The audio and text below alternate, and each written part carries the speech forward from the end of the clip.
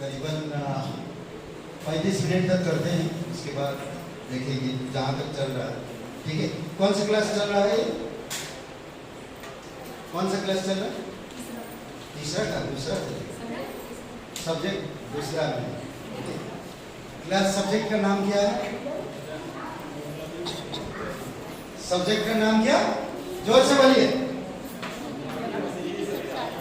बुनियादी मसीह सच्चाइयाँ।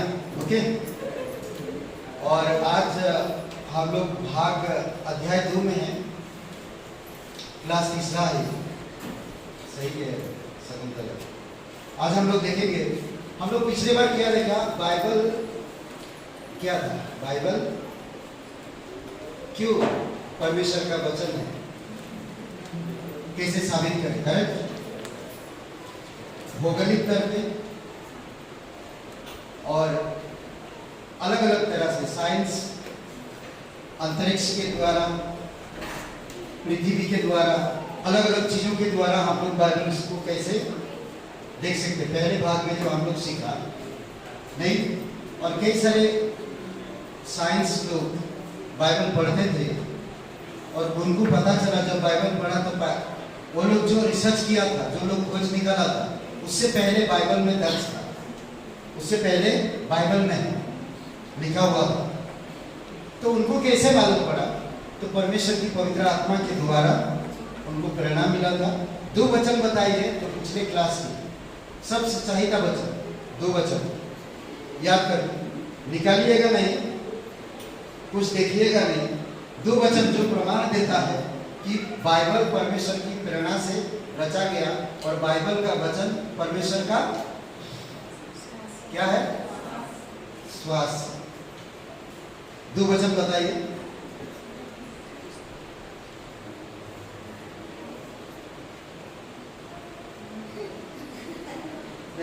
बाइक तोड़ूंगा मेरे सर पे, नहीं तोड़ूंगा। इतना में कौन सा 2 वचन बोले? शकुंतला जी बोलिए। 2 तीमुथियुस 3:16-17 करेक्ट, और 2 पत्रस 1:20 और 21। ठीक है, क्या है, क्यों है, कैसे है, ऐसा क्यों करते हैं? मुझे कुछ समझ में नहीं आता है। कमाल है, आप लोग क्लास में क्यों एक वचन को याद नहीं रख पाए? यही 2 वचन मैंने बोला था कि पूरी बाइबल को परमेश्वर का वचन है, परमेश्वर लिखा है, साबित कर देता है। यही 2 वचन ना। शर्माते हैं क्या? लज्जा तो आता नहीं ना, हाँ, बोलने के लिए शर्माते हैं नहीं ना, तो फिर बोलना चाहिए। ओके, ठीक है, आइए प्रार्थना करते हैं। आज के क्लास के लिए हम लोग चलेंगे। पिता परमेश्वर, प्रभु यीशु से हम धन्यवाद देते और एक शोभा हमें दिए, तेरे नाम को ऊंचा कर, जीवित और बड़ा करने परमेश्वर। पिता, यहाँ से थोड़ा वहाँ से थोड़ा करके हम सीख रहे हैं, आत्मिकता में बढ़ रहे हैं, आपके साथ हमारी संगति हो रहा है। प्रभु यीशु, आप हमें आत्मा के द्वारा बल और हिम्मत और साहस देना कि हम आत्मिकता में बढ़ सकें। धन्यवाद देते, तेरे राज्य में मजबूत बन सके, कमजोर नहीं बल्कि मजबूत बन सके। धन्यवाद देते यीशु मसीह के नाम से, आमीन। ओके, आज हम लोग देखेंगे बाइबल किस प्रकार से समझे और प्रतिदिन के जीवन में लागू करें। बाइबल किस प्रकार से समझे और प्रतिदिन के जीवन में लागू करें। सबसे पहली बात हम लोग देखेंगे, कुछ बातें हम लोग देखेंगे। राजा दाऊद भजन संहिता का प्रेरित लेखक था।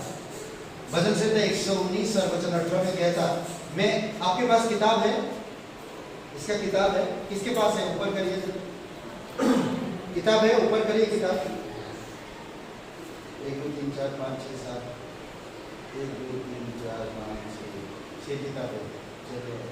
और किसके पास नहीं है? अगर चाहिए तो ले लीजिएगा, या तो नहीं लिख पाते तो लिख लीजिए। ओके, भजन संहिता 119 वचन 18 में इस प्रकार कहता है, इस प्रकार की प्रार्थना करता है, मेरी आंखें खोल दे कि मैं तेरी व्यवस्था की अद्भुत बातें देख सकूं। इसके बाद फिर से भजन संहिता 119 वचन 11 में कहता है, मैंने तेरे वचन को अपने हृदय में रख छोड़ा है कि तेरे विरुद्ध पाप न करूं।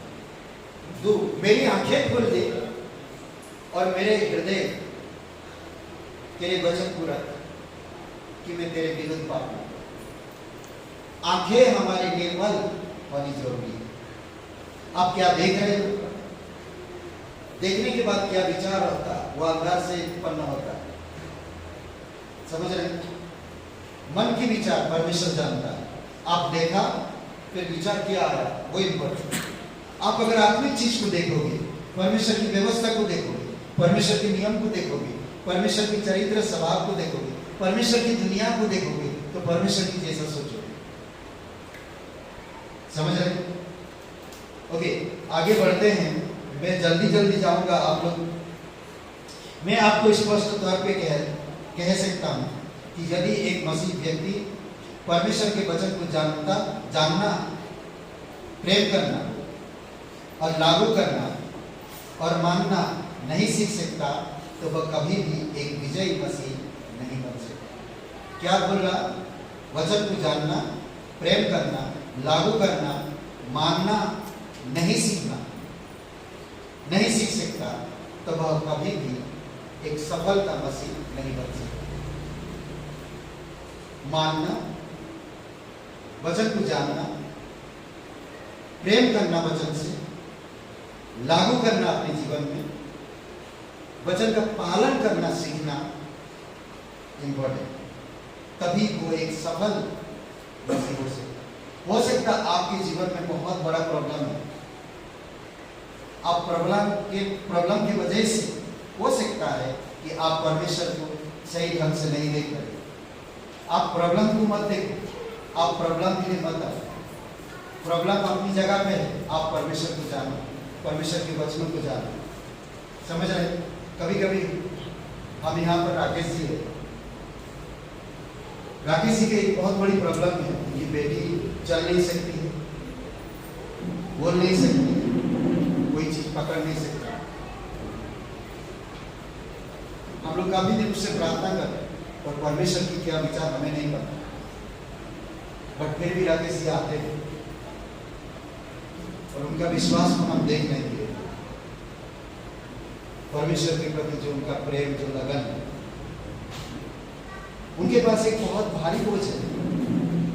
कभी कभी उसको सहन करना, उसके बारे में सोचना हमारे पास की बात नहीं है। हम तो सोच के कभी कभी हैरान हो जाते हैं, कैसे करते हैं परिवार, कैसे वो सर्वाइव कैसे करते हैं। उसको ले लाना, उसको खिलाना, उसको सब चीजें करना बहुत मुश्किल होता है। फिर भी उनके चेहरे पे हम लोग हंसी देखते हैं, खुशी देखते हैं, उनकी पत्नी और उनके जीवन में। तो कई सारी चीजें कैसे कैसे इस संसार में लोग हैं, अलग अलग पीड़ाओं से गुजर रहे हैं, अलग अलग तकलीफों से गुजर रहे हैं, बट हमें परमेश्वर को ध्यान देना, सीखना है, समझना है और जानना है। ठीक है, इसको अंडरलाइन कर सकते हैं, अगर अंडरलाइन है तो कोई बात नहीं, अंडरलाइन कर सकते हैं इसको। परमेश्वर के वचन को जानना, प्रेम करना, लागू करना, मानना नहीं सीख सकता, तो वह कभी भी एक अच्छा मसीह नहीं बन सकता। जैसे हम इस पाठ का अध्ययन करें, हमारे पास्टर कितने अच्छा से लिखे। मैं चाहता हूं कि आप वचन का अध्ययन करना सीखे और इसे इस प्रकार से पढ़ना सीखे कि परमेश्वर का वचन आपके हृदय में एक आत्मिक ज्योति जला हो, ज्योति जो जलाते हैं आप ना, धीरे धीरे तेल डालते रहते हैं ना, जलते रहता है ना, उसी प्रकार आपका जीवन है। देखिए लूका का 24:13 से 35 में यहाँ पर लिखा है। मैं सारे वचन तो नहीं पढ़ रहा हूँ, आप लोग कर सकते हैं। हमारे पास यीशु के एक दिल को छू देने वाली कहानी मिलती है। अपने पुनरुत्थान के बाद यीशु इमानुएल के मार्ग पर अपने 2 चेलों के साथ जाता है और उन्हें मूसा और अन्य भविष्यवक्ताओं की उससे संबंधित सभी वचनों को से व्याख्या करता है। उसी अध्याय के 32 वचन में हम दो चेलों की बातें को सुनते हैं। जब वह मार्ग में हमसे बातें करता था और पवित्र शास्त्र और हमें समझाता था, तो क्या हमारे मन में उत्तेजना ना उत्पन्न हुई? जब यीशु उनसे बातें कर रहा था तो दोनों बातें कर रहे हैं आपस में। जब वो हमें पवित्र वचन के बारे में बात कर रहा था, हमारे अंदर आग सा एक उत्तेजना उत्पन्न हो रहा है। अद्भुत बात कहता है। ओके, और आप देखें परमेश्वर के लिए आत्मिक ज्वलत आत्मिक फायर, आत्मिक आग कहते हैं, ज्वलत इच्छा का रहस्य। परमेश्वर की आत्मा, परमेश्वर अपने वचन से हमें अद्भुत बातें सिखाने के लिए, हमारी आंखों को खोले रखने के लिए कहता है। 33 वचन, वे चेले उसी घड़ी उठकर गए और अन्य लोगों को भी मार्ग में उनके प्रकट होने के बारे में बताया। हमें भी ज्वलन, क्या बोलते हैं, ज्वलन हृदय मतलब आग, मतलब फायर, क्या बोलते हैं इंग्लिश में फायर बोलते। मेरे अंदर आग, फायर मतलब क्या बोलते, आग सा जैसा हो रहा हृदय ना, वैसा हो रहा दम। जलन हृदय के साथ प्रत्येक सुबह प्रभु के साथ मिलना चाहिए, तब हम मार्ग में हुए उसके अनुभवों को बांटने में दृढ़ता महसूस करेंगे। जैसे हम इस अध्याय में आगे बढ़ते हैं, मैं चाहता हूं कि इस 4 बातों को करना ना भूले। ध्यान दीजिए, इसको आप लिख के रखिए या तो आप इसको मार्क कर दीजिए। 4 बातों को भूलिएगा मत। परमेश्वर के वचन के महत्व पर विचार करना,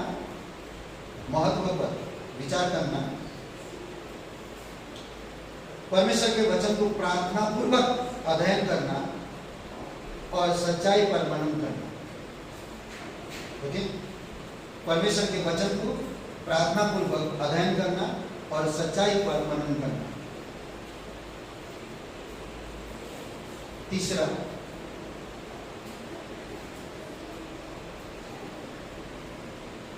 परमेश्वर के वचन की घोषणा, गवाही संसार भर में देना। क्या बोल रहे? सॉरी, तीसरा क्या है? ओके, हाँ, परमेश्वर के वचन की शिक्षाओं का अभ्यास करना और लागू करना। सेम बातें जो ऊपर लिखा हुआ है वही बातें बता रहा है, समझ रहे हैं?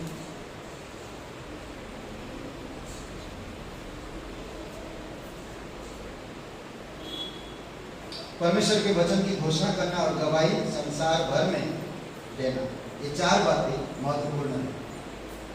यदि कोई मसीह में इस 4 बातों को लगातार अपने जीवन में करेगा तो बाइबल आपके हृदय में एक आत्मिक ज्योत की आरंभ करेगा और यह आपके जीवन में कभी भी समाप्त नहीं होगा। ठीक है, अब असली में हम लोग इसके बारे में आगे बढ़ते हैं। असलियत में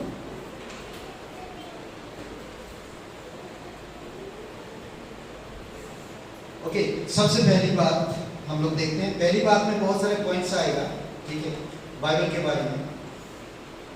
पहली बात, परमेश्वर के वचन के महत्व पर विचार करना। परमेश्वर के वचन के महत्व पर विचार करना,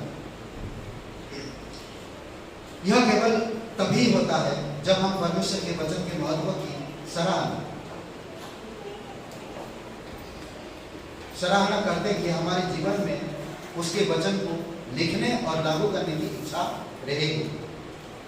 बाइबल केवल किसी महीने या किसी साल की पुस्तक नहीं है कि मैं इस महीने में पढ़ूंगा, अगली साल सेम महीना में पढ़ूंगा, अगली साल सेम महीना में पढ़ूंगा। नहीं, बाइबल युगों की पुस्तक है। यह पुस्तकों की पुस्तक है, ठीक है। इसमें 66 पुस्तकें हैं। यहाँ तक कि 40 व्यक्तियों ने इन पुस्तकों को लिखा है। वे बाइबल के वास्तविक लेखक नहीं है। इंसान 40 जो लोगों ने लिखा है वो वास्तविक लेखक नहीं, पवित्र आत्मा लेकर बाइबल, ठीक है। और 66 किताबें हैं इस बाइबल में और 2 भाग है इसमें। हम लोग देखेंगे आगे जैसे जैसे जाएंगे। ये 2 वचन को याद रखिएगा हमेशा।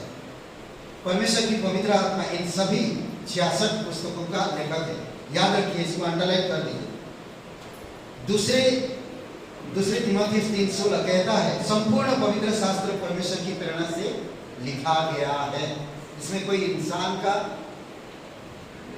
ताकत, बुद्धि, समझ नहीं है, कोई भी इंसान का नहीं, बल्कि परमेश्वर की पवित्र आत्मा इंसान को प्रेरणा दिया और वो लिखा, ठीक है। और दूसरा पत्रस 1:21 वचन में कहता है इस प्रकार में हम पढ़ते हैं, क्योंकि कोई भी भविष्यवाणी मनुष्य की इच्छा से कभी नहीं हुई, पर भक्त जन पवित्र आत्मा के द्वारा उभारे जाकर परमेश्वर की ओर से बोलते थे। यह यहाँ पर महत्वपूर्ण तथ्य दिए गए हैं जिसे आपको बाइबल के महत्व के बारे में जानना जरूरी है। सबसे पहले बाइबल एक अनंत पुस्तक है। कौन सा पुस्तक है? अनंत पुस्तक है। भजन संहिता 111 8-9 वचन होगा, 89 में 8-9 वचन है या 89 है? 119 का 89 में लिखा हुआ है वचन, देखिए पढ़िए।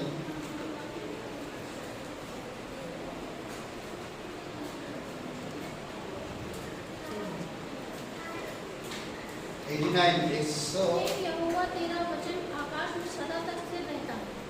ओके, किसी बुक में 111 है क्या? तो उसमें 119 लिख दीजिए, ठीक है। हे यहोवा तेरा वचन आकाश में सदा तक स्थिर रहता है।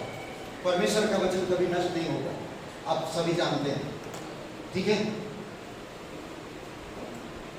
आगे बढ़ते। बाइबल को लिखे हजारों साल बीत चुके हैं, अन्य पुस्तकें आई चली गई, परंतु बाइबल अभी तक बनी हुई है। आप खुद जान सकते हैं, बहुत सारी पुस्तकें आया चला गया और परंतु बाइबल अभी भी बना हुआ। साम्राज्यों का उदय हुआ और पतन भी हो गया, सभ्यताएं आई और आकर चली गई, परंतु फिर भी बाइबल अभी तक बनी हुई है। आज भी लोगों के हृदय में राज करता है। कई वर्षों से अनेकों सम्राटों और दुष्ट शासकों ने इतिहास भर में बाइबल को नष्ट करने का प्रयास किया और नास्तिकों ने बाइबल के विरुद्ध नास्तिकवाद कौन सा? नास्तिकवाद महाराष्ट्र में आता नास्तिकवाद। एनीवे, नास्तिकों को ने बाइबल के विरोध में बलपूर्वक अभियान चलाया। वे सभी चले गए, परंतु बाइबल अभी भी संसार की सबसे अधिक बिकने वाली पुस्तक बनी हुई। आपके पास बाबा गूगल है, अभी सर्च कर सकते हैं कि दुनिया में सबसे ज्यादा बिकने वाली किताब कौन सा है? बाइबल होगा। हर साल बाइबल ही, उसकी जगह कोई नहीं दे सकता। हर साल बिकने वाला, समझ रहे हैं? सन 303 ईस्वी में ईस्वी 103 ईस्वी में रोमन शासक डायक्लेटियन ने मसीह को आराधना करने से मना करने का अध्यादेश जारी किया और बाइबल की सभी प्रतियों नष्ट कर दी। बाइबल की सभी प्रतियों को नष्ट करने का भी प्रयास किया, परंतु परमेश्वर ने बाइबल को बचाए रखने के लिए दैवीय तौर पर हस्तक्षेप किया। केवल 25 साल के बाद एक और रोमन शासक कॉन्स्टेंटाइन मसीह का खुलेआम स्वीकार करने वाला अनुयायी बन गया और पवित्र शास्त्र की 50 प्रतियों को सरकारी खर्च पर बनाने का आदेश दिया। क्या लिखा है? प्रतियों प्रतियों पत्नियों मैं तो पढ़ने वाला था पत्नियों, नहीं मजाक कर रहा, पत्रियों में प्रतियों। ओके, हिटलर के समय जानते हैं, हिटलर भी बहुत सारे बाइबल जलाए जानते हैं, और जहाँ पर हिटलर मरा वहीं पर से बाइबल छापने का प्रिंटिंग प्रेस भी चालू, जिस रूम में वो गोली मार दिया। कई सारी चीजें घटी। कई सदियों बाद एक फ्रांसिस नास्तिक बटलेर नामक व्यक्ति ने एक अहंकार से भरा कथन प्रस्तुत किया। आज से 100 साल के बाद मसीहत का नामो निशान नहीं रहेगा, खत्म। आज भी बहुत सारे लोग यही कहते हैं, आज भी बहुत सारे लोग हमारे इस देश में कहते हैं, बहुत से इसी की तरह ये नास्तिक है, किसी को नहीं मानने वाला, वो बोला था आज से 100 साल पहले 100 साल के बाद मसीहत का नाम निशान नहीं रहेगा और वह इतिहास का एक हिस्सा बन जाएगी। एक बार फिर से परमेश्वर ने अपने कलीसिया को सिखाया कि उसके पास भी हस्त वृद्धि है। सन ये आप लोग पढ़िएगा, क्यों नहीं पढ़ समझा दे। सन 1778 में बटलर की मृत्यु के बाद मृत्यु हो गया, मात्र 50 साल की हुई थे उसके मृत्यु के बाद, कि जिनेवा बाइबल सोसाइटी ने उसकी प्रिंटिंग प्रेस को खरीद लिया और उसके घर को बाइबल छापने का स्थान बना। जिसने हुंकारा था उसने तो हुंकारा करके चला गया, धुआं छोड़ के। हाँ, प्रिंटिंग प्रेस उसके ही घर पे चालू हो, बताइए इतना हुंकार किया। बाइबल में आलोचनाओं, अविश्वासियों और संदेहियों के मामलों का सामना किया है। आरंभ से ही मनुष्य की पवित्र शास्त्र की सामर्थ्य और उपस्थिति को बदनाम, नष्ट और भिन्न करने की कोशिश की। फिर भी यह आज पहले से कहीं अधिक मजबूत स्थिति में। बाइबल को अभी भी लाखों लोगों के द्वारा प्रेम की जाती है, लाखों के द्वारा पढ़ी जाती है और लाखों लोगों के द्वारा अध्ययन किया जाता है। किसी भी साहित्यिक में इस प्रकार की कोई भी पुस्तक नहीं पाई जाती। बाइबल असामाजिक और अविनाशी, असामाजिक सॉरी, आप लोग देख लीजिएगा, उसमें करेक्ट कर लीजिएगा, मैं कुछ गड़बड़ बोल रहा हूँ, ठीक है। असामाजिक और अविनाशी, ठीक है। बाइबल एक सच्ची पुस्तक है। पहले कौन सा पढ़ था? बाइबल अनंत का पुस्तक है। बाइबल एक सच्ची पुस्तक है। सच्ची कहता हूँ मैं, सच्चा हूँ, नहीं anyway। वचन संहिता 119 142 वचन, तेरी धार्मिकता सदा सर्वदा धार्मिकता है और तेरी नित्य नियम सत्य है। ये जो किधर गया 42 मिला?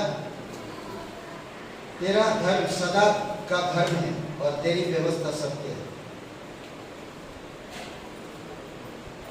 151 कहता है, हे यहोवा तू निकट और तेरी आज्ञाएं सत्य है। 119 का 151, ठीक है। और 160 में कहता है इस प्रकार, वचन संहिता 119 का 160, तेरा संपूर्ण वचन सत्य है। बाइबल सत्य है क्योंकि सत्य का परमेश्वर कभी गलत नहीं बोलता है। वाह, क्या बात! बाइबल सत्य का है और बाइबल सत्य के है क्योंकि सत्य का परमेश्वर कभी गलत नहीं बोलता है, कभी झूठ नहीं बोलता परमेश्वर। जानते हैं? जानते क्या नहीं जानते? परमेश्वर कभी झूठ नहीं बोलता। दूसरा कौन सा ये अध्याय?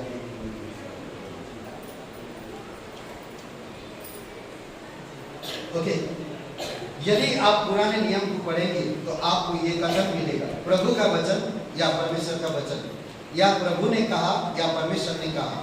प्रभु बोला, इन सभी का उपयोग करीबन 3808 बार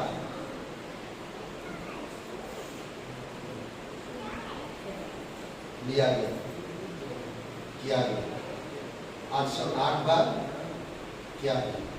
समझ रहे? ध्यान रहेगा।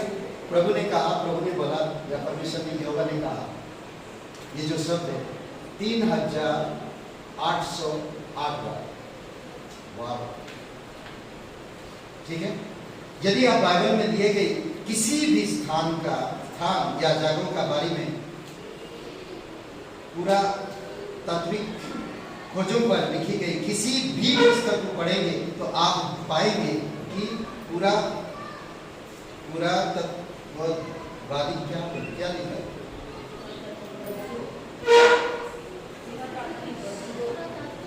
इसको क्या बोल सकते साधारण भाषा में?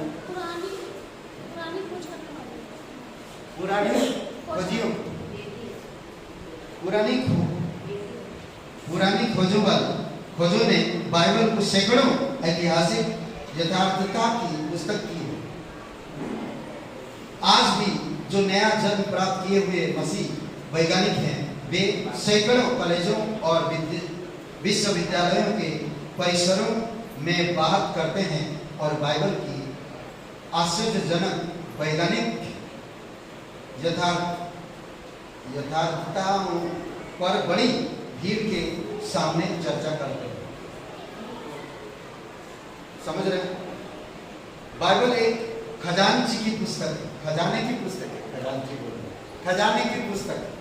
मैं फटाफट जा रहा हूं, ठीक है। वचन संहिता 119 और वचन 72। तेरे मुंह की व्यवस्था और तेरे लिए सोने और चांदी की हजारों सिक्कों से भी उत्तम है। क्या यह आपके लिए सही है?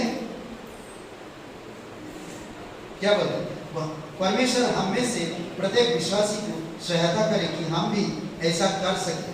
यदि कोई आपसे सोना, चांदी, हीरे जवाहरात का स्टॉक और ब्रांड के बड़े ढेर और परमेश्वर के वचन में से किसी एक को चुनने के लिए कहे तो मैं आशा करता हूं कि आप सोने, चांदी, ब्रांडेड कपड़े को चुने और परमेश्वर के वचन को क्या करें।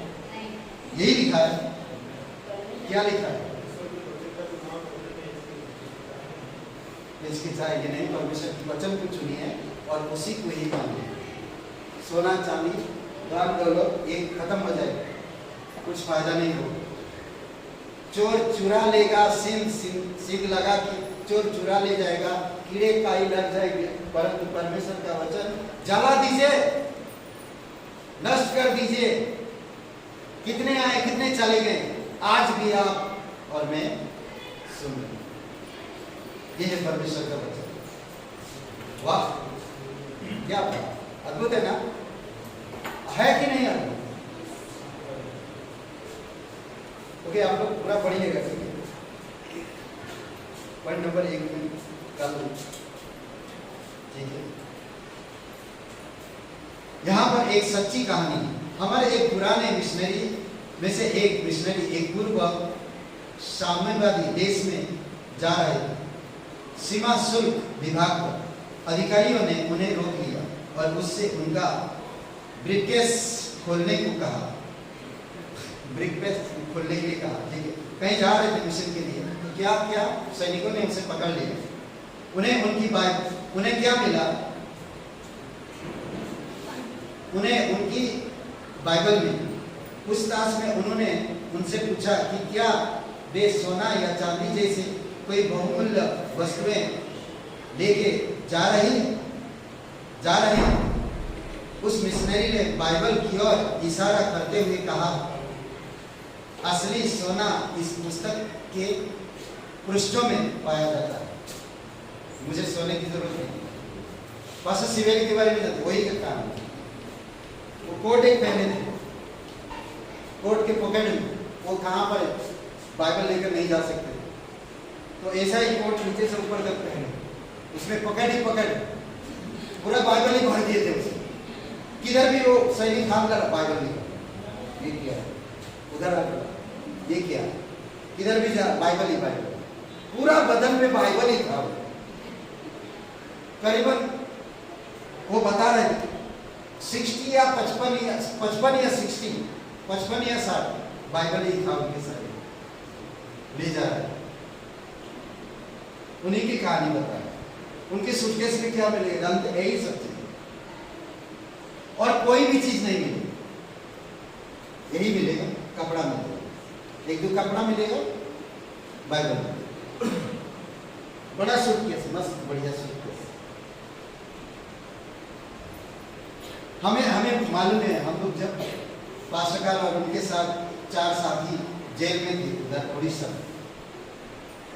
सारे अंगूठी, सोने की अंगूठी, कैमरा वाले सब पुलिस वाले रखा और जब छूटेंगे तो वो ले लेंगे। तो वो लोग दिए नहीं। पास्टर बोला छोड़ो, बाइबल है ना तुम्हारे पास, चलो वो सब छोड़ो। मैं तभी समझा कि ये चीजों को छोड़ के पास्टर में कमाल है। सबकी अंगूठी सोने की, वो भी शादी की निशान।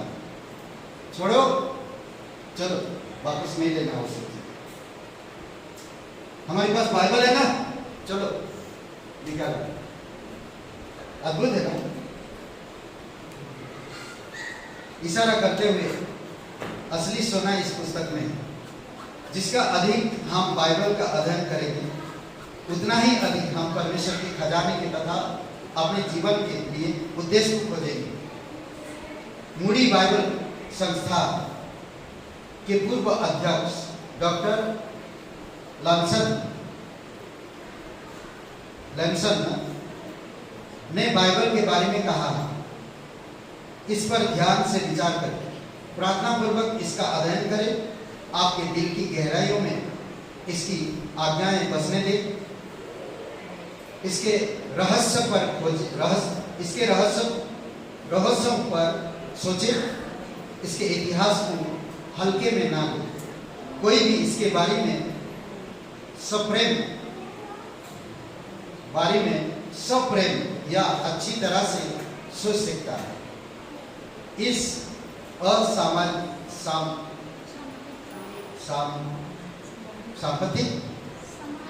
सामायिक ठीक है, ये असली और बहुमूल्य पुस्तक पर कुछ समय बिताने के बाद हम आरंभ करेंगे। दूसरा पॉइंट, परमेश्वर के वचनों की सच्चाई पर ध्यानपूर्वक अध्ययन करो और मनन करो। पहला प्रार्थना पूर्वक। ओके, परमेश्वर के वचनों की सच्चाई पर प्रार्थना पूर्वक अध्ययन और मनन करें। पहला, प्रार्थना करें। जैसे आप परमेश्वर के वचन को पढ़ने की तैयारी करते हैं, जब आप पढ़ते हैं, प्रार्थना करो कि परमेश्वर तेरे वचन को मुझे याद रहे जब मैं पढ़ूं और मेरे हृदय में बसने दीजिए। कितने लोग प्रार्थना करके पढ़ते हैं? ऐसा प्रार्थना करके पढ़ते हैं? हाँ, यही प्रार्थना करके पढ़ते हैं कि तेरे वचन को हमें समझने की शक्ति दे और मेरे हृदय में बसने दे कि मैं भूलूं नहीं। अभी पढ़ा, 2 मिनट नाश्ता के बाद बोल गए। हाँ, प्रार्थना पूर्वक पढ़ो। जैसे प्रार्थना में आप जो पढ़ते वैसे पढ़ो। ओके, क्या कहता देखिए। अब परमेश्वर के वचन को पढ़ने की तैयारी करते हैं। भजन संहिता 119:18 ना, मेरी आंखें खोल दे कि मैं तेरी व्यवस्था की अद्भुत बातें देख सकूं। भजन संहिता 119 में प्रार्थना करता, हे यहोवा तू धन्य है, मुझे अपनी विधियां सिखा। ठीक है,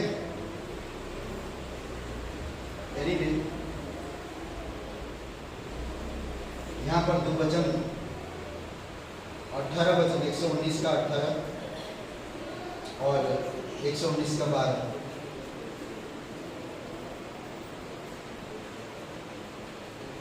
ठीक है,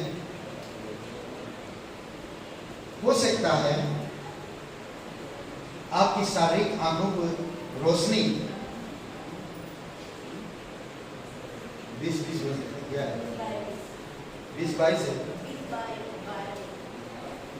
20-20 हो सकता है, 19-20 हो सकता है, 20/20 हो, परंतु परमेश्वर को आपकी आत्मिक आंखों को खोलने दे, ताकि आप उसके वचन की अद्भुत बातों को देख सकें।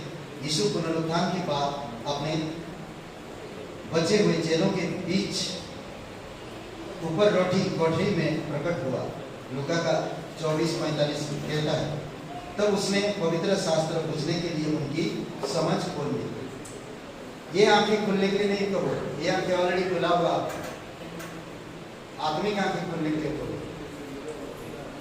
बाइबल पढ़ने से पहले आप इस प्रकार की प्रार्थना करें, प्रभु परमेश्वर, आप मेरे गुरु हो, मेरी आंखों को खोल दे, ताकि आज मैं बहुत सीख सकूं जो आप सिखाना चाहते हैं। अंडरलाइन करो इसको, आप पढ़ सकते हैं इसको, और आप डेली जब बाइबल पढ़ते तो ये सब बोले।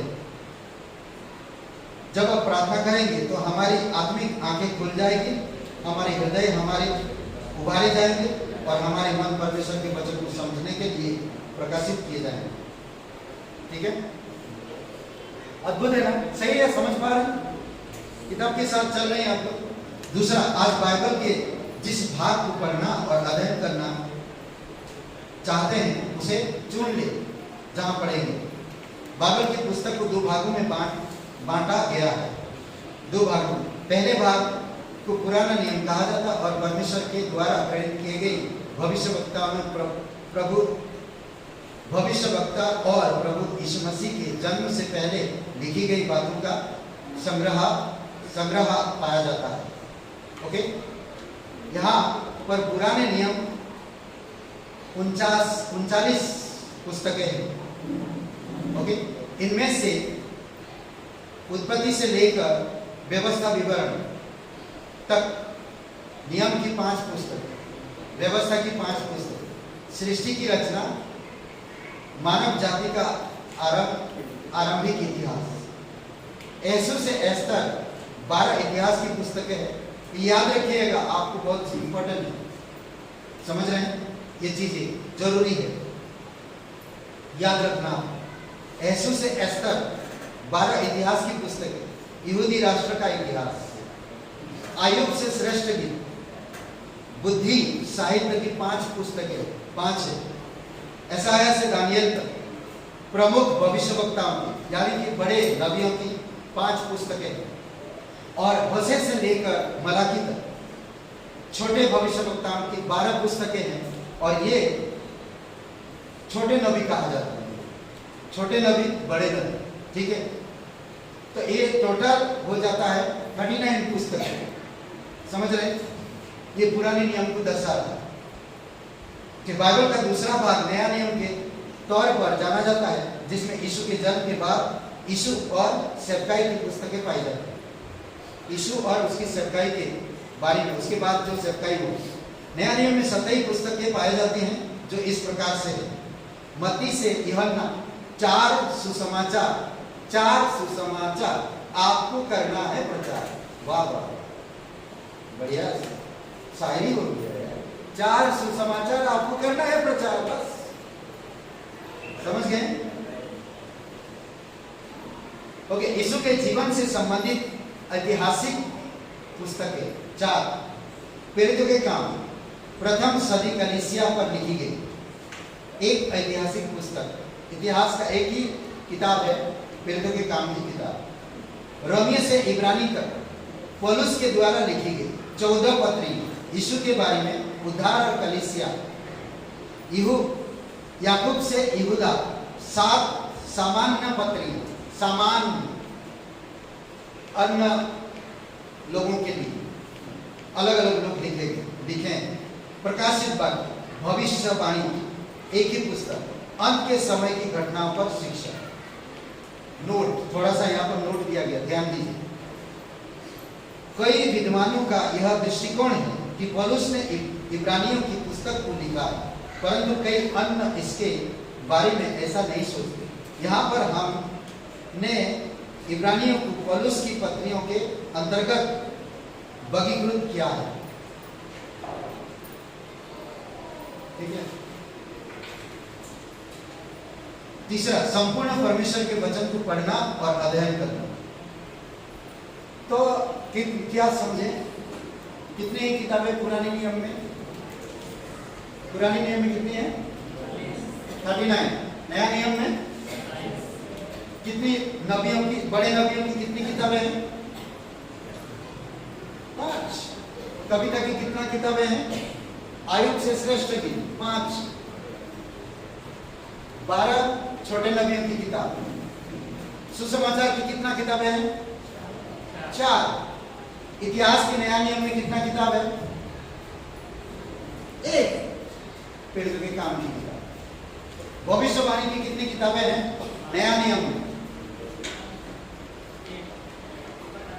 हाँ, 1 प्रकाशित वाक्य। पौलुस की कितनी पत्रियां हैं? रमी से लेकर इब्रानी तक 14। इब्रानी का पुस्तक को मिलाकर 14 हो जाता है। कई बार लोग कहते हैं कि पौलुस ने नहीं लिखा, बट उसका जो एंगल सब देखेंगे, इसका जो शब्द को मिलाएंगे ना, तो लगता है पौलुस ही लिखा। तो बहुत सारे स्कॉलर नहीं मानते, बट ठीक है, नहीं मानना ओके, वो भी सही है, बट उसमें जोड़ा गया। कितने अन्य सामान्य पत्रियां कितनी है? 7। कहां से कहां तक? याकूब से यहूदा तक। ओके। ऐतिहासिक पुस्तकें यहूदा इजराइल की ऐतिहासिक पुस्तकें कहां कितने हैं? एसो से एस्तर तक कितनी है इतिहास की पुस्तकें? 12। व्यवस्था की कितनी पुस्तकें हैं? 5। यही थोड़ा थोड़ा ध्यान रखना, आप लोगों को तो समझ जाएगा, ठीक है। तीसरा, संपूर्ण परमेश्वर के वचन को पढ़ना और ध्यान करना। मैं बंद करूंगा इसके बाद, ठीक है। एक विश्वासी के लिए संपूर्ण बाइबल को मनन के जैसे साल भर में पढ़ने की आदत बनाने से बहुत ही अधिक आत्मिक लाभ होता है। जैसे हम लोग अभी प्रोग्राम डाला है, जनवरी से लेकर जनवरी तक, जनवरी से दिसंबर तक पढ़ने का, पूरा साल में पढ़ सकते बाइबल। हम लोग प्लान के साथ दे रहे हैं, हर महीना में आपको पहले वीक में ही मिल जाए कैसे बाइबल पढ़ना है। हम दे रहे हैं, लिस्ट बना, लिस्ट है किसी के पास, वो लिस्ट बना के दे रहे हैं, तो उसी तरह से पढ़िए। पुराने नियम से, अलग अलग चीजों से हम लोग पढ़ रहे हैं, तो वो पढ़ सके। ओके। आमोस आर वेल्स के द्वारा लिखी हुई इस रचनात्मक कविता को सुने, जो मेरे बात को प्रमुखता देती है।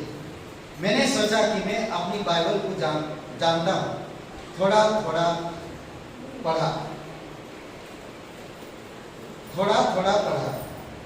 छोड़ दिया या छूट गया, थोड़ा सा यूहन्ना या मत्ती में से, थोड़ा सा उत्पत्ति से चुराया, कुछ पाठ यशायाह के, तो कुछ भजन संहिता 23 के, रोमियो की 12वें से, नीति वचन का पहला। हाँ, मैंने सोचा कि मैं परमेश्वर का वचन जानता हूं। क्या ऐसा जानता? हाँ, आप सुनो। तुम जो लेखों को सरताज के साथ व्यवहार करते हो, जैसे कि तुम एक अन्य पुस्तक के एक भाग का हिस्सा जैसे जुड़ा मानते हो, एक अधूरा और अस्थिर और अधीर सा लगता है।